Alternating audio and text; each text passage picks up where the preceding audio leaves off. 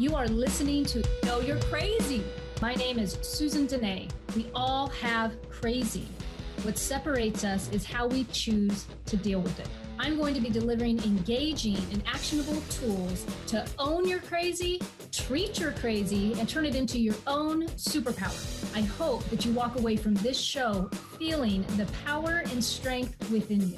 And never forget to enjoy your journey because you are worth it. Super excited to be here as always. The inspiration this week was on new identities, getting out of the comfort zone, creating a new situation, a new experience, how that serves us. Having said all of that, how are you doing today with your routine? Have you ever been in a spot where it just seems like it's never getting better? Maybe the spot is I'm bored. I feel like I'm doing the same thing day in and day out. Perhaps it's more serious than that. Maybe it's literally a feeling of grief and depression every day. You have a hard time pulling yourself out of it. You see no light at the end of the tunnel. How close to identifying with all of that have you become? That's why I'm talking about this. I personally have been guilty of overly identifying with negative emotions, negative experiences, wearing that hat for way too many days, and then waking up suddenly realizing I'm just not feeling too good. So what really got me on this kick with new identity and new experience to have, or new decision to have a new experience, ultimately creating. And I'm not talking a complete rehab of identity, like to the core. I'm talking the different areas that I always share about or talk about. But the experience I had, I was listening to Dr. Joe Dispenza. This was about, I'd probably say about a year and a few months ago. And I was hungry for anything that would make me feel differently. I couldn't figure out why I couldn't get out of what felt like a rut. Anyone looking from the outside, looking in on me at that time would have said, Susan, you just lost your dad to COVID. You're taking care of your elderly mom for the first time. Your kids are adjusting to Zoom and schooling and what's going on with them. You've got concerns, with the family, overall taking care of everything. And at the time I was in a job that was really unsatisfying. Would look like a perfect recipe. But when all those things add up, or there's different areas in your life and they are just piling and it feels as if they're too heavy to do anything about, those can seem as if they are the longest weeks and the longest days to get through. When that was happening to me, I just did my best to try to download a new perspective or new information to help me get past that hurdle I was finding myself in.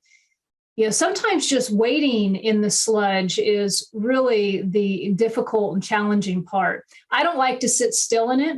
I like to try to make some momentum through those tough times.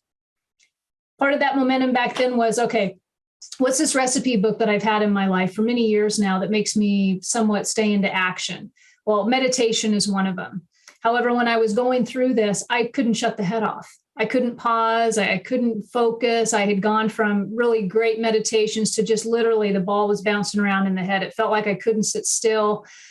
So I was like, well, let's try to maybe follow somebody who teaches meditation. And I came across Dr. Joe Dispenza. In one of his speeches, where I say talks, one of his interviews, where he was, obviously that he had a book, I think it's called Supernatural. He was talking about the book, but he was talking about the power that the body has in remembering routines and habits that we have. What he was saying was, in order for you to change completely, have a new experience in your life, the body has to adopt that new experience also. And what was becoming very apparent to me was that the routine that I was living, although it felt like the outside conditions were forcing a lot of that, and sometimes that's real. It's not, not everything can be, walked through and feel joyful and, happy about it. But ultimately, my perspective on that wasn't serving me day in and day out. And what was happening was the further that I slid into non-movement, depression, anxiety, worry, the further I, practice those emotions, and I will say they are practiced because I don't know about you, but I do believe that we have control over some of our thoughts and some of our feelings. It may not always feel like that, but if you're present right now, right here, you can usually change up a little bit of how you're feeling. And what I was doing that day when I was listening to him was I was having a dose of responsibility and accountability put on me, because what really wakened me was I was scared of, if I keep choosing this emotion and if I choose to stay in the grief, if I choose to stay in the misery and the blame of my bosses at the time at my day job, if I continue to choose that emotion every day and not find a way out, the cells in my body will absolutely become addicted to that emotion. That's what I'm talking about today. So how do we uproot certain things that we are believing about ourselves, that we are feeling about ourselves, that ultimately have become our identity on some level? How do we get to the root of that? How do we get to the root of that? So that can be the heavy stuff, right? That can be the real stuff. That's actually the stuff I like to dig into and talk about. I mean, this is emotional recovery in the raw for a reason. I can keep it light, and some of this will be light, but I'm also just going to say, hey, if you're complaining on a regular basis and you're becoming addicted to that complaining, and you're bitching about things not going your way, and it's every single day you hear yourself complaining, well, guess what? That's a habit. That is something that's now ingrained within you, and you're probably going to have to apply a little bit of effort to not go there every day. That is if you want to feel better. So how comfortable have you gotten with the negative crazy in your life? That's what we're talking about. That's what I'm talking about today. And what are you willing to do to get out of it? So that's like the big stuff. And then you got the little stuff. You got the stuff where, hey, every single day I'm in this routine. I'm kind of bored. I get off work. I go home. I binge on Netflix. And I'm just not feeling it anymore. I feel like all I'm doing is, working and coming home. Maybe I talk to the kids, and then I just go ahead. I do the dishes. I make dinner. I lay down, and I'm done. Maybe every single day is starting to become like that. So how do we switch all that stuff up? Instead of just pausing, or not even pausing, instead of just always hoping it'll get better. Sometimes that's where our complaints come from, is we're just hoping it gets better. So in the meantime, all that hoping, we're still doing the same. Okay. All right. So what happens when we become so ingrained in an identity? Have you ever been in a relationship where when you came out of the relationship, you didn't know who you were? I remember I was 19. I got involved with probably the biggest jerk there was back then. It resulted in some crazy emotional, I'll just say, abuse. Ended in a little bit of physical abuse. I don't know if there's such thing as a little bit. But at the end of that relationship, which only lasted a year and a half, I had become so entrenched in it that when I came out, I literally remember thinking to myself, I don't know who I am. I don't know who I am today, because everything that I had been practicing before I engaged in that relationship felt like I had forgotten all of it. So I came out with an identity I didn't even know what to do. I didn't even know. Another one, I remember when I started to make a change professionally and I began to start practicing new things. Even sometimes today, I wonder, like, is this really the new identity? Because, for 20 years, I identified with debt collection, and I identified with management, and I identified with phone calls, and I identified with scripts and all these different things. And that's what I identified with professionally, because that's what brought in the paycheck. That's what I lived. Wasn't a horrible identification by any means. But when I came out of that, there's a question I got to ask myself: what is the new identity that I would like to create for myself? Because that one just stopped serving me. And it wasn't, as much as I went through the complaining stage, and I went through the bitching stage, and I went through the, all the blame, all that, at the end of the day, it was about me having the courage to make a new decision, to have a new experience, right? And therefore gain a new identity professionally that was going to serve who I was today. How about for the ladies out there? Have you ever overly identified with what the body's doing? Are you overly identifying with the wrinkles? Are you overly identifying with, here's one, menopause? That's one I've had to catch myself on recently. Is there some of that it's time to move into acceptance about really what's going on with the body and move on to a new chapter in your life that's going to serve who you want to be and where you're going?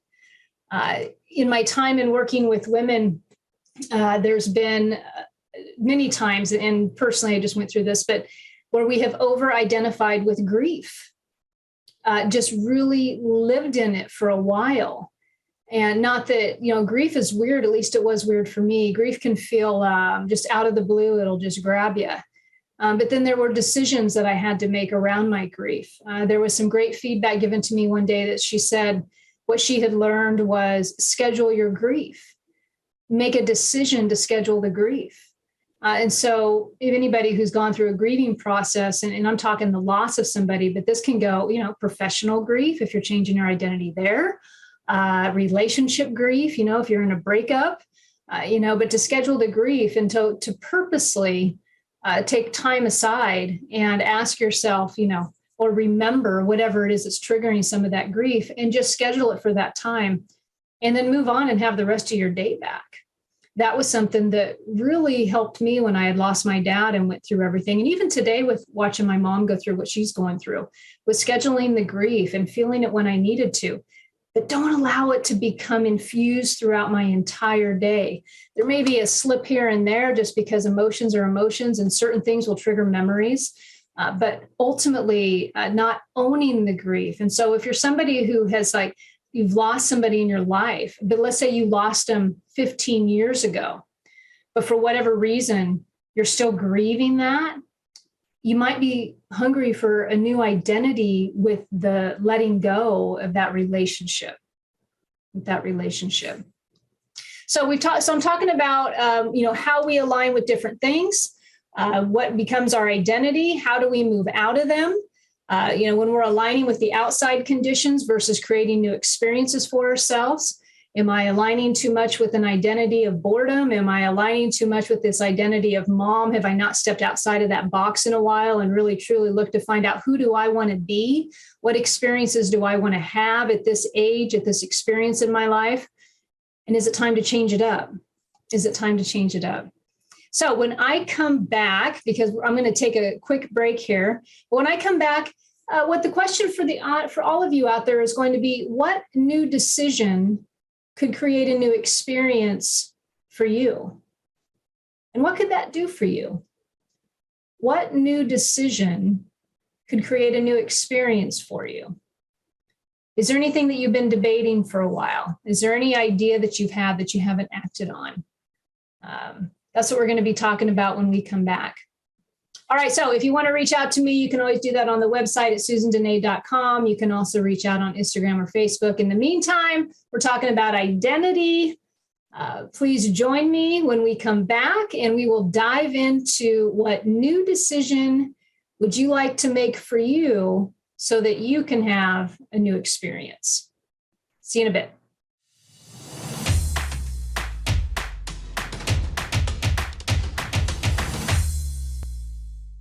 My name is Susan Denee, and we are talking about emotional recovery in the raw. Specifically today, I'm talking about creating a new identity in the areas of your life where you feel you could use an upbeat, a new experience, something new to come in to enliven you a little bit. I chose this topic specifically because I kind of had a week. I had a week of learning.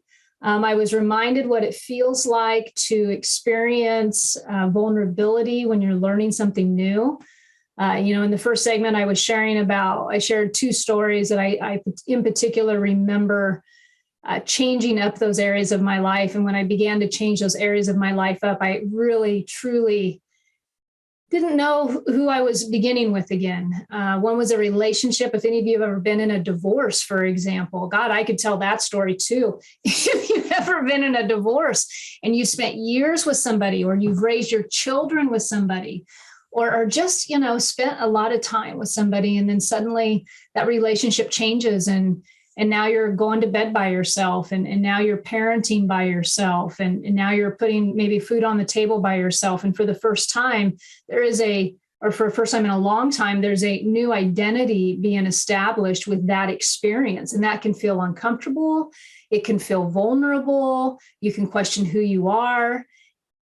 Yet in the middle of that, what kind of things can we do in order to enjoy the experience?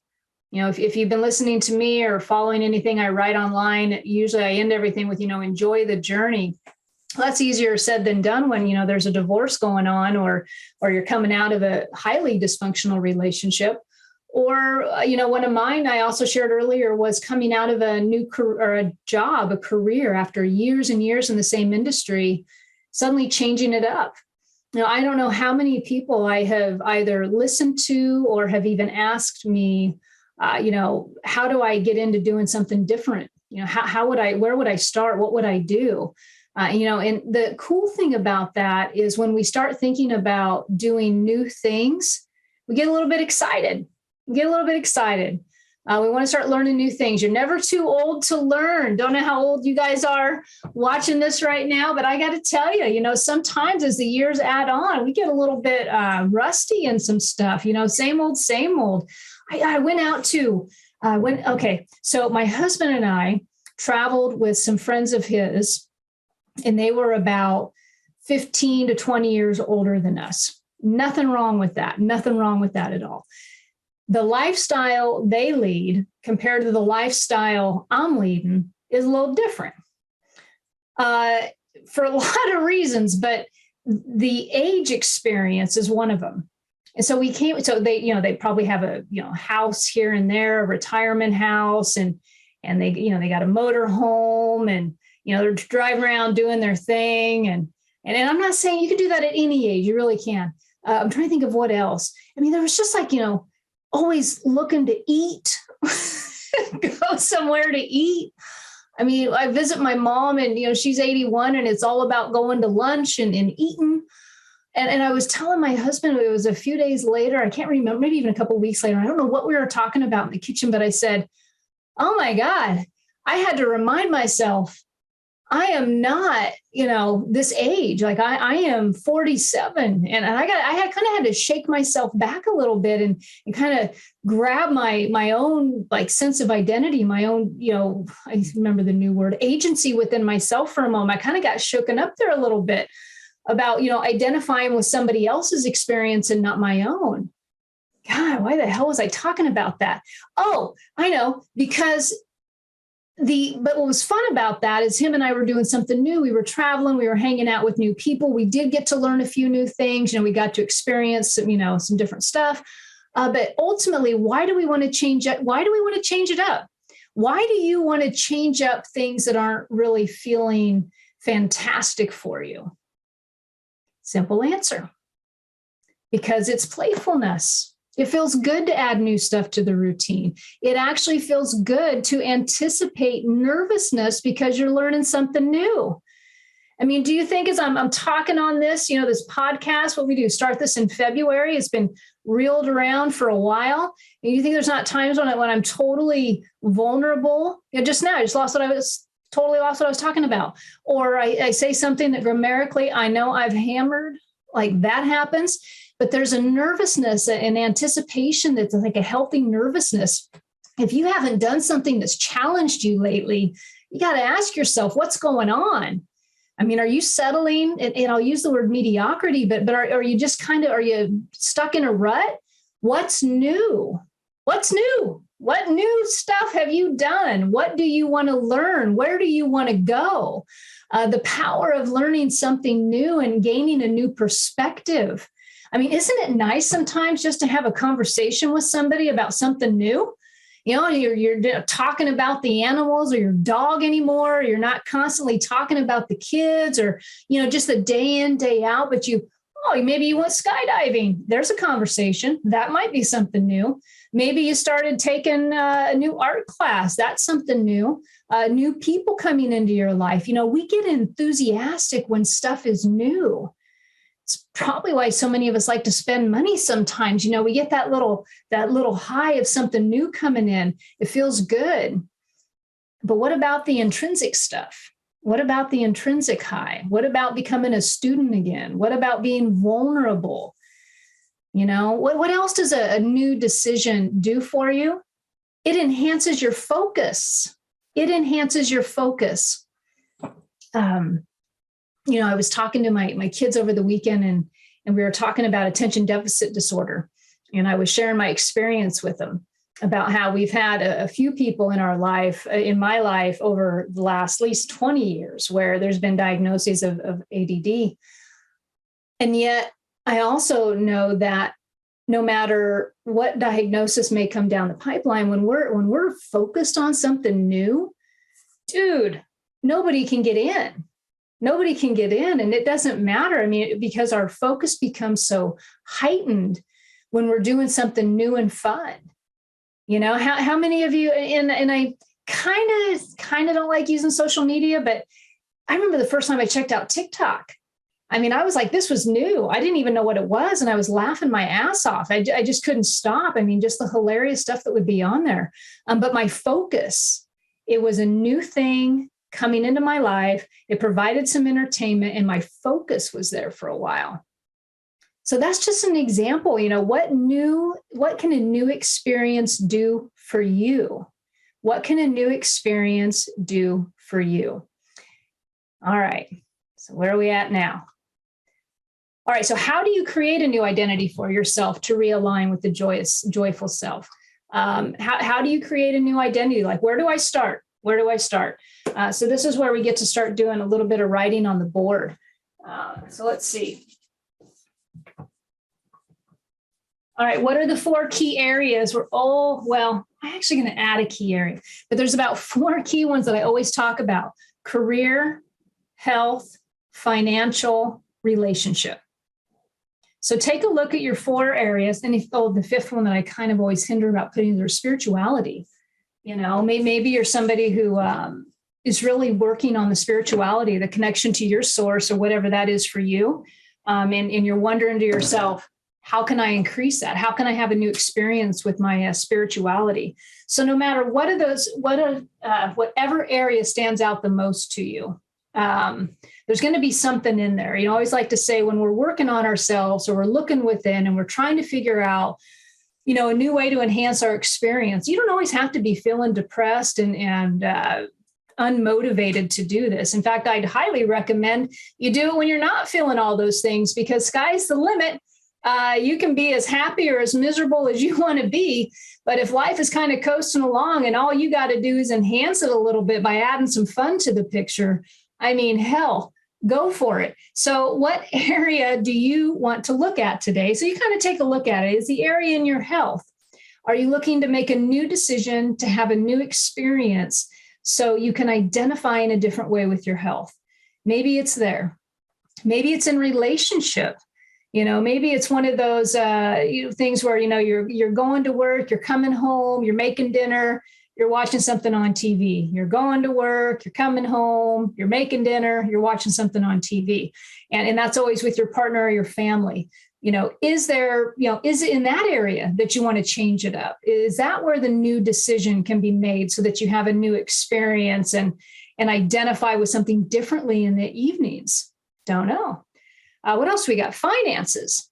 Never really a great subject for a lot of people to talk about, but maybe you're doing fantastic financially and you want to find ways to make more money. Maybe it's time to look into, Bitcoin. Maybe it's time to look into investments, but to have a brand new experience to enhance your relationship with your finances. Maybe that's where it's at for you. Let's see, what's the last one? So spirituality, I talked about finances, health, relationships, career. That's a big one. Maybe you're one of those folks who are wondering, how do I do something that I want to do? How am I going to find the time? What was I talking to somebody today? She said, just ask the Google goddess. Start there. Maybe there's a new decision that you're wanting to make professionally for yourself. I mean, when I was in that boat and I had to make a new decision professionally because the old one was making me miserable, or I was, where I was, I just simply asked myself, what do I like to do? What do I like to do? And so when you start, making moves professionally for yourself, ask yourself, what do I like to do? Do I like to help others? Do I like to teach? Do I like to speak publicly? Do I like to analyze? Do I like to read charts? Like, what is it that when I'm doing it professionally, I'm like really digging the feeling behind that? So where is the new decision? What area of your life is it going to come from? And so when I return from break, what we're going to do is you're going to take that area. So now that you've thought about it a little bit, when we come back from break, I'm going to give some specific pointers on an exercise, because I like doing exercises. I don't like just blabbing and not giving you tools to learn by. It just doesn't feel right. Unless I'm with a guest, that feels different. But when it's just me, I like to do some writing on the board. Hopefully you're going to partake in that, have a new experience with some feedback today. Maybe just doing that today is your new decision. I don't know. Maybe that's the new decision. So when we return, we're going to be doing some exercises. I'm going to give some specific tips on how you can create a new decision, have a new experience, and hopefully create a fun new identity in some of those key areas of your life. If you're looking to reach out for me, either for coaching or, I don't know, just talk, you can go to my website at susandenee.com or reach out and message me on social media. I'll be sure to respond. All right, we'll be back.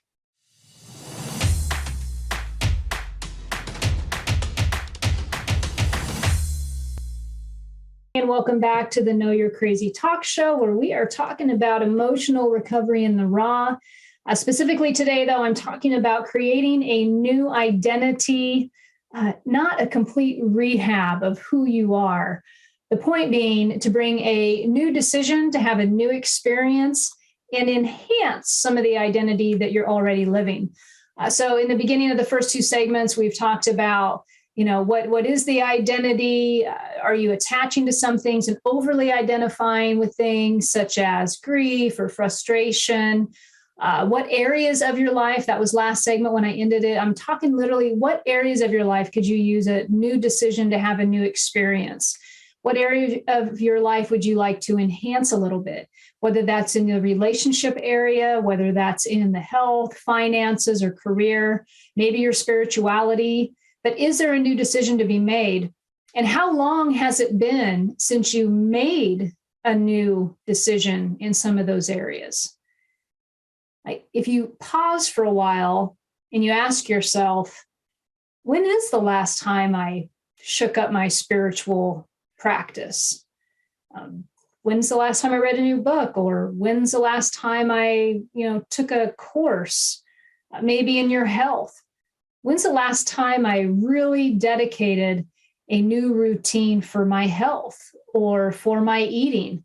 Or am I just waiting for things to just kind of come to me and I'm not taking any initiative? And as we go through life and as we pause on those type of things and we don't check in enough with ourselves to really ask ourselves, am I enjoying this experience of my life every day? Am I enjoying the experience that I'm having? When we don't check in with ourselves about that, you might find yourself complaining a little bit. You might find yourself miserable more days than not. You might be describing it in different ways, but ultimately every day you're not content with you. You're not even really experiencing happiness. That's what I'm talking about today is how do we get past that and make a new decision for a new experience and ultimately enhance our identity?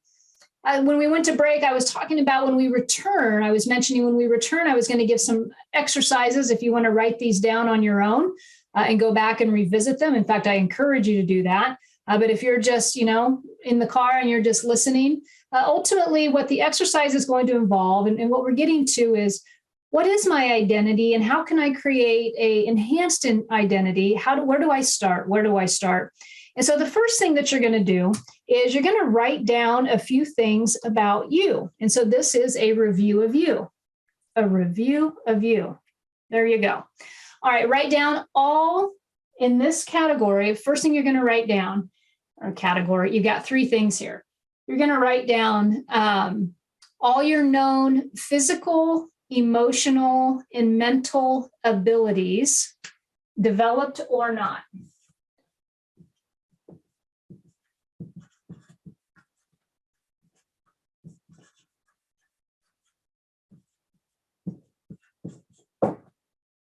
What does that mean? Well, what would that look like? Let's put it that way. Physical abilities. What physical abilities have you developed or not? Maybe you enjoy yoga. Maybe a physical ability to you is stretching. So you would write that down. That is part of who you are. That's what you do. It doesn't matter if you enjoy or not enjoy, just simply write down the ability. Maybe you like to lift weights. Maybe that's part of your routine. That's a physical ability that you've developed. So write that down. Maybe on the physical side, you run every now and then, but it's not really a developed skill. You haven't really done anything new with it. You haven't looked into, I don't know, good running shoes, for example. So that would be wrote down because it's still part of you. It's still in, as I would like to say, it's still in the psyche. It's still in the consciousness of something that you like to do. So the physical, it may not be fully developed yet, but it's part of you. Okay. Same thing with the emotional. Okay. What are some emotional abilities that you have? Maybe recognizing and identifying with the feeling on the inside when it's uncomfortable. Maybe that is an ability that you have that you recognize. Sometimes folks will share with me, I hear this a lot, maybe because in the world of recovery or growing up, and some folks that obviously my background is a lot of recovery and addiction, grow up in homes where things are not, they're abusive, or and so you have like this radar for picking up on people's emotions. A lot of people will identify themselves as an empath. I don't know if I personally agree that all of us are empaths out there who come from that background, but we have a sensitivity to it. That can also be an ability because it can help you help others in a way, be cognizant of when they're upset. You read emotions very well. Maybe that's an ability. You're aware of it. You've talked about it, but you haven't done any real work to develop it into a skill set, or what I would like to say, develop it into being compassionate versus just empathic, and then the difference between those two. So that might be an emotional ability that you have. Maybe an emotional ability that you have, which I would so love this one. You're just constantly joyful. You are the funny person in the room. You enjoy life. You're high on life. Like that's your gift. I mean, you walk into a room and everybody wants to come over and talk to you because you're that person. Maybe that's your emotional ability. Maybe it's naturally fully developed. Maybe you're kind of like that and you find yourself when you are super joyful and everybody's attracted to you, that you really like the way that feels, but you've never really thought about it or really put any, how can I become more joyful? That might sound really crazy, but it's possible. And then what about mental abilities? What mental abilities do you have? Do you have the ability to really talk yourself down off a mountain when it's necessary? Mental ability means putting on, purposely setting an intention every day, having a strong mind, having a strong intention, not allowing yourself off the hook. Maybe that's what you're really good at. Maybe you experience that sometimes, but not all the time. And so that's a skill set or an ability that you would like to develop. If any of these, those are just examples I'm giving you, but as you sit down with your pen and paper and you write down these areas for you, and you ask yourself, well, you're writing down all the abilities, and then you're saying, am I developed or not in these areas? Ultimately, they are part of your psyche. They're part of your consciousness. They're part of who you are. They are part of your identity. And so some of those things within you are serving you really well, and some of them could serve you better, right? Because we're talking about abilities. And so there's that piece of the exercise. All right. Write down all your abilities that come to mind in those three categories, whether they're developed or not. Just write them down. Okay. The next one is write down all inclinations. Oh boy. Inclinations toward particular activities.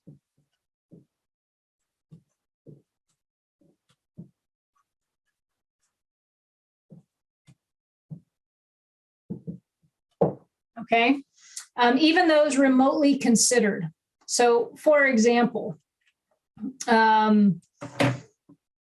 wrote down, maybe you like to dance. Maybe you enjoy dancing. Maybe when nobody's home, you've got the music blasted and you're around the kitchen dancing. I don't know, but it's something that you have an inclination towards it. You enjoy doing it. It's just one you just kind of remotely thought about, right? Like you do it in the moment, it makes you feel real good, and then you move on about your day. Another one that I've had women I've talked to or been around really mention is writing. They love to write. They want to write a book. I've lost count how many times I have heard that. They have an inclination towards it, but they're only kind of remotely considering it. Are you following me? Let's say you're somebody who wants to travel the world. You find things on Instagram, travel pages or pages, whatever. You really love looking into foreign experiences, different cultures. You have an inclination towards that. You just haven't quite made the decision to go in that direction. Making sense? Perhaps you like to paint. Maybe dig different artists' work. That's something that you enjoy. You have an inclination towards it. And so write those down, especially the ones that come real vividly to mind. Okay. Another way to get towards the inclination, if you're asking yourself, well, I don't know. Here's a sentence. If I had, this might fit for not everybody in the audience, but some of you, if I had unlimited time and money, I would do this. What would that be for you? That's an inclination. Okay.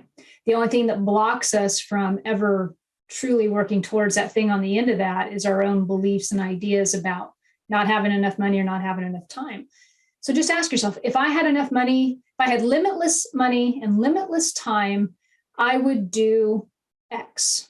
Okay.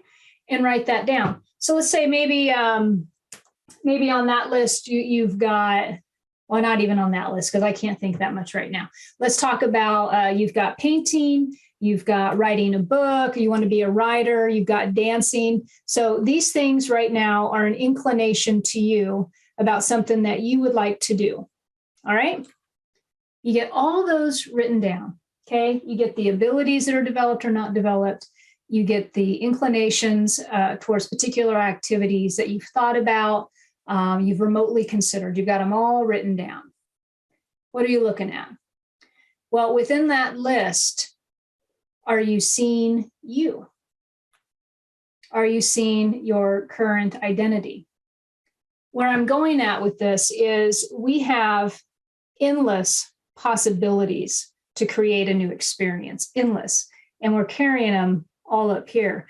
And until we do the exercise and we really start looking at everything and anything that's potentially in our future, we may not ever take advantage of having all those thoughts and inclinations. All right, so hopefully you followed me on the exercise. If not, it's kind of on the board. We'll go over it or rewatch the video. We're going to take our last break, and when I come back, I will wrap all that up. And we will talk about the benefits of doing the exercise, benefits of making new decisions, and why we would even want to go through this work. All right, thanks for joining. I will see you here shortly.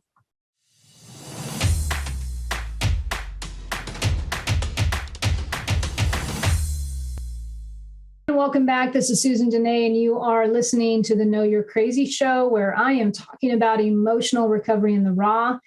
Today's topic, making a new decision to have a new experience, creating a new identity. And no, I'm not talking about a complete rehab of your personality. I'm simply pointing out the need that we sometimes have to experience something new, to welcome enjoyment, enthusiasm. In one of the earlier segments, I talked about anticipating nervousness, that feeling of almost like emotionally and mentally living on the edge when you're trying something new for the first time, a healthy fear of what others are going to think, not a debilitating fear, but a healthy fear, punching through those fears and trying something new. It's invigorating. It also builds self-confidence. And that's kind of where I'd like to go for the rest of this segment. I'm going to, or the end of the show, I will say the writing exercise that we just wrapped up doing, there's a couple more points to this. We were simply writing down different abilities that we've developed or not developed, both in our physical, emotional, and mental lives. What those abilities are, and whether they're developed or not developed doesn't matter, but recognizing what abilities you have that you're aware of. And if you're kind of hitting a dead end, you're like, I just can't think of anything, give it time because it'll come over the next few days, guarantee it. The next area was writing down any inclinations you have had towards doing something. It could be little things like you don't even realize how much you enjoy it. But, and I use the example of, singing and dancing by yourself in the house when nobody's home. It's just a joyful experience to have. And it's just an inclination you have to do that. I've also had several women share with me that they would love to write. They would love to write a book. They would love to, and so they're having like these thoughts of, different things I'd like to do. And you have those. And in fact, you're carrying those around with you all the time. We just rarely really sit down and take a look at what we are having inclinations about, what we would like to experience that we continue not to experience for whatever reason. Maybe we're not aware of how much joy it could bring to us. Maybe we never ask ourselves how much joy could come in. So after you write down the abilities, the inclinations, I just said, just take a look at the list. Do you see you? Do you see you? Because the beautiful part about taking account of those things is the probabilities for the life experiences you can have are endless. We tend to get in a box and we think that within this box, we can only experience certain things.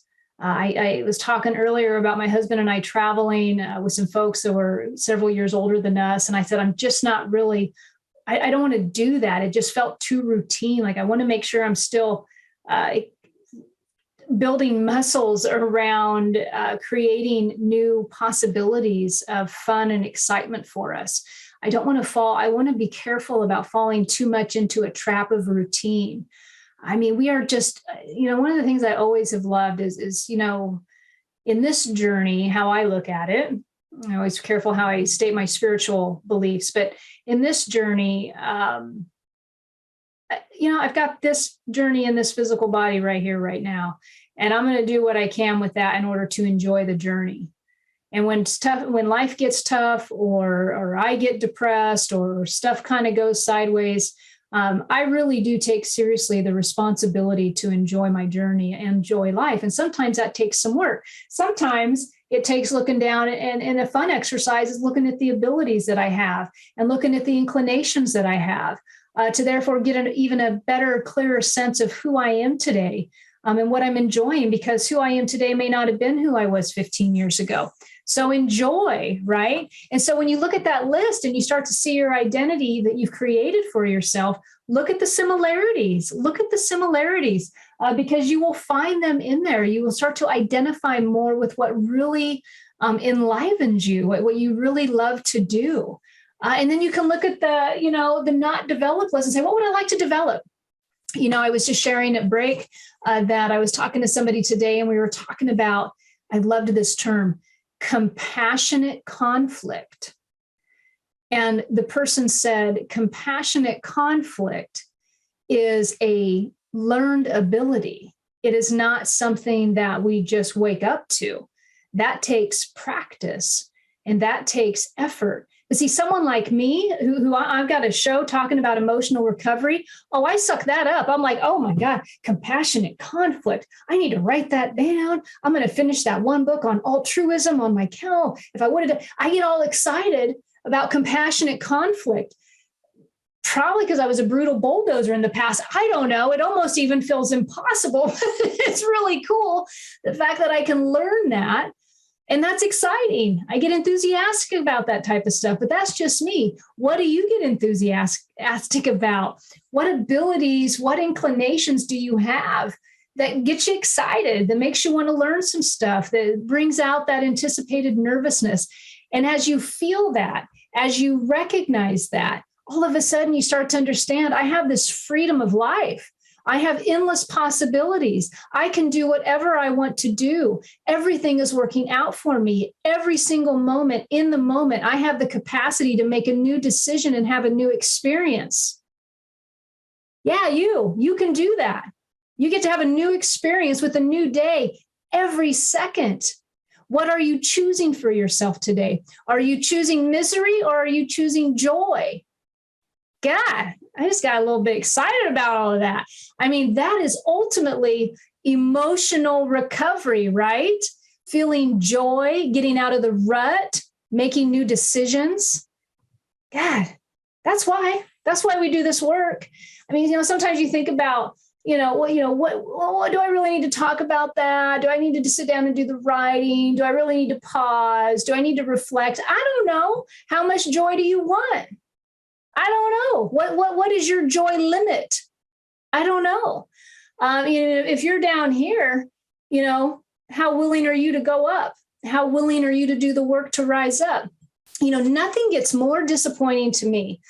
And nothing gets more disappointing to me than someone who rests on their laurels and will not do the work to raise themselves up and then expect somebody else to do it for them. You are missing the journey. You are missing the thrills of lifting yourself up. You are missing the accomplishment of being disciplined in your efforts to raise your emotional levels. You're missing out, because part of the enjoyment is learning something new about you. Know you're crazy, understand it, dissect it, love it, wrap your arms around it. But damn, get up under it so that it doesn't tear you down and so that you can have a brand new opportunity every single day. I mean, that's what this stuff is about, right? I mean, that's part of the reason why I quit that day job. It was just like, this stuff ain't making me excited no more. It's just not making me excited no more. I'm taking a look at some of my abilities and some of my stuff, and I'm sorry, but it's just not serving up here. I got to go. And I did not arrive to that decision overnight. It was grueling at times, but what it started out with was Dr. Joe Dispenza. And I'm going to drop his name one more time as I'm closing this show up. When he said, the body will remember the emotion because it's been trained to do so. And ultimately, if I want to have a real deep-rooted habit, a negative habit or something really to change, I got to make a new decision. I got to have a new experience. I got to have a new experience that's going to make me feel differently. And I have to dedicate some time and some energy to that in order to make that happen long term. And that's what it's all about. And so I take responsibility. You take responsibility for your emotions. You take responsibility for your fun. You take responsibility for your body and have a good relationship with thyself. And look at your identity. Are you living the identity that you want to live, or do you want to upgrade it? Do you want to enhance it? That's what today's show is all about. So I've given you some exercises. Hopefully you've done some stuff. You've wrote some things down. If not, there'll be a replay. Go ahead and check it out. We're coming to a wrap. So move up, move on, do something new, have a new experience, and feel the joy. You can do this. Life is meant to be enjoyed. It's not meant to be dreadful. Give it back when you got it. Help somebody. Most of all, enjoy that journey. All right. If you want to get in touch with me, you can check out the website at susandenee.com or send me a message on social media. It's been a pleasure tonight. Have a good evening. See you next week. You have been listening to No, You're Crazy. Crazy. And my name is Susan Denee. We are identifying, understanding, and treating your crazy one episode at a time. Tune in to transformationtalkradio.com. To connect with me or Growth Spurt Your Life, please visit susandenee.com. That's Susan Denee, DENEE.com.